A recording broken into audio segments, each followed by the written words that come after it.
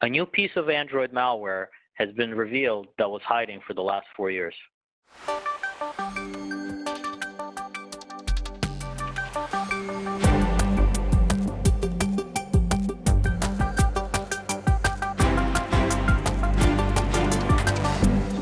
So Stan, I heard you have a story about a piece of Android malware. Yes, Karen, you know actually how much I love malware. I guess love to hate malware or love to analyze it. So this piece of malware caught my attention.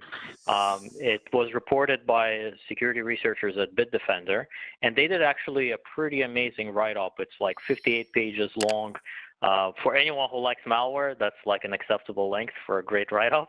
And it goes into a lot of detail about exactly how the piece of malware works. But the reason I found it interesting is because, according to the researchers, this is a piece of malware that has been kind of in the shadows for about 4 years before being so publicly discussed.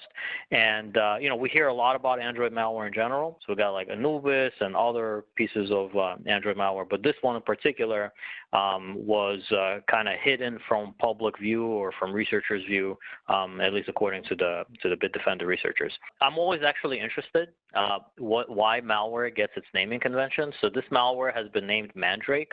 And the reason is because when the researchers were kind of like analyzing it, they noticed that over 4 years there's been a lot of releases actually. So the developer of the malware has been changing the naming convention and things. Has been putting new features in, and they name their development branches. You know how like you have Android like Marshmallow or Oreo or KitKat or something. So the malware authors, they have humorous names as well, but they go after botanical references. So the researchers at Bitdefender decided to name this malware Mandrake because of that. It's also, you might hear it in a different context, and people might refer to this as Phoenix. And the reason for that is because the word Phoenix is, if you look at the malware source code a little bit, you'll notice references to Phoenix as well. So malware like any other, it gets on your phone. How?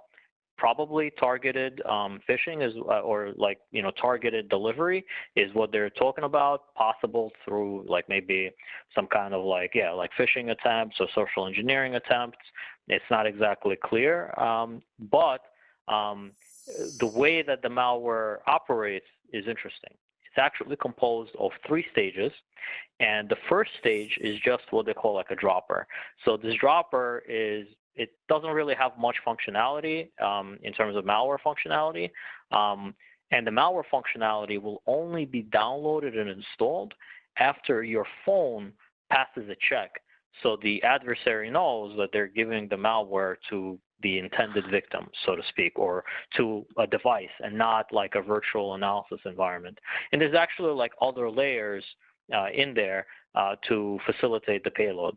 And this thing can do anything you can do on your phone, like look at your SMS messages, like look at your phone calls, block some, exfiltrate information, and there's even a kill switch to wipe the contents of your phone completely, so that maybe if you became suspicious or the adversary wanted to maybe cause some issues for you, they can completely wipe the thing. And then it could do other clever things like basically inject into web pages that you have open to trick you into maybe revealing credentials that you shouldn't. All right, now the fun part. The command and control is hard-coded plus some DGA in there. But the way that the Bitdefender researchers were able to do their analysis is that the adversary, they had a couple of domains that were hard-coded in the malware, and they forgot to register one of the domains. So the security researchers at Bitdefender, they registered the domain. They wanted to see like how many clients would connect to it. But the thing about this malware is it uses like SSL validation, SSL certificate validation or verification.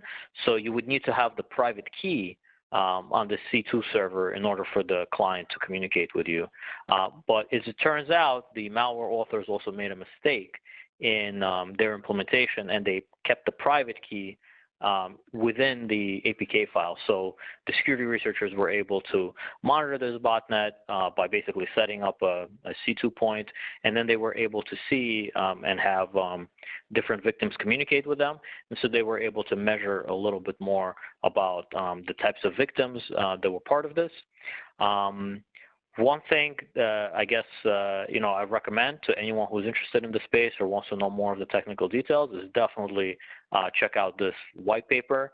It's really interesting if you like reverse engineering, or if you like understanding how some of these campaigns work or how to do this kind of analysis. Go ahead and check it out. It's got a lot of very intricate detail about exactly how the malware works. I definitely didn't do it justice, but there were a couple of these interesting observations that I wanted to kind of highlight.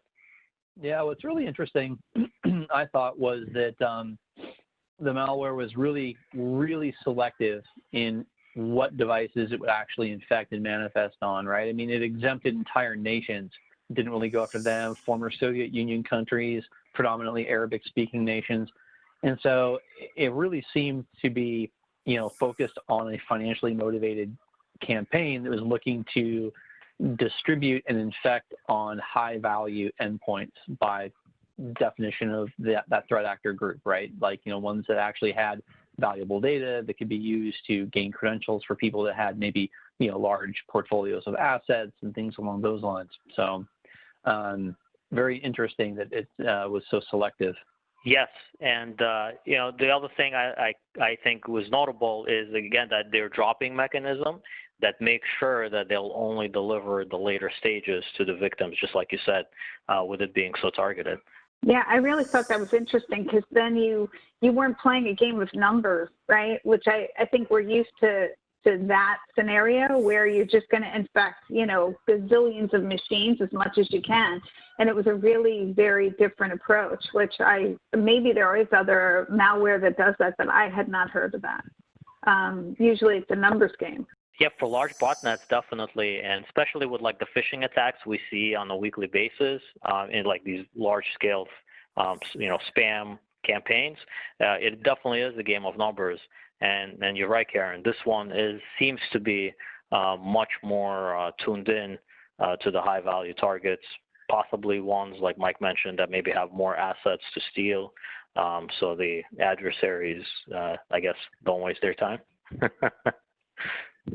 Yeah, and maybe also that they wouldn't get caught as much because it wouldn't have been spread as. So I think it was actually quite clever. It's a very interesting approach, although, as you said, the code was quite complicated. Yes. So the different components that have been written into it. I also found their use of social media to be interesting, how they had various microsites, Facebook pages, YouTube sites, things like that associated with the different applications, which were, as posted to the Play Store, fully functional applications that were not inherently malicious in and of themselves as that dropper stage.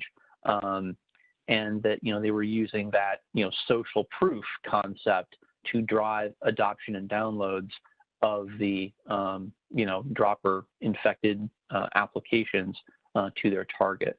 Yeah, that's a very good point that I forgot to highlight. And you're right, because, these days we do tend to trust like reviews before you buy a product or something like that. You're looking at the reviews, how many stars did it get or something like that. And having these apps have like a little bit of a public profile kind of semi-legitimizes them.